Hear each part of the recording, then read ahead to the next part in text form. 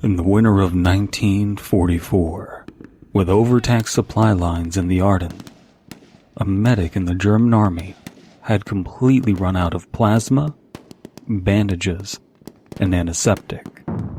During one particularly bad round of mortar fire, his encampment was a bloodbath.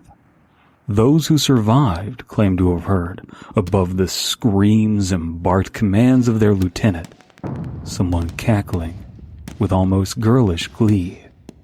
The medic made his rounds during the fire in almost complete darkness, as he had so many times before, but never had he been this short on supplies.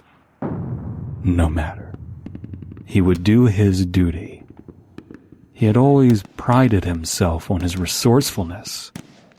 The bombardment moved to the other end of the line, and most men dropped off to sleep in the dark, still hours of the morning.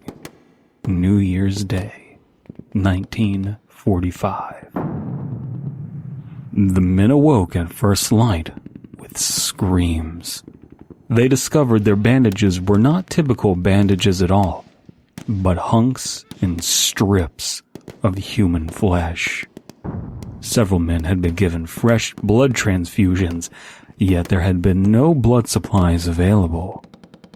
Each man treated was almost completely covered, head to toe, in the maroon stain of blood.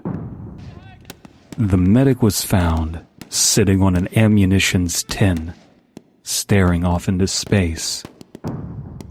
When one man approached him and tapped him on the shoulder, his tunic fell off to reveal that large patches of his skin, muscle, and sinew had been stripped from his torso, and his body was almost completely dried of blood. In one hand was a scalpel, and in the other, a blood transfusion vial. None of the men treated for wounds that night in that camp saw the end of January 1945.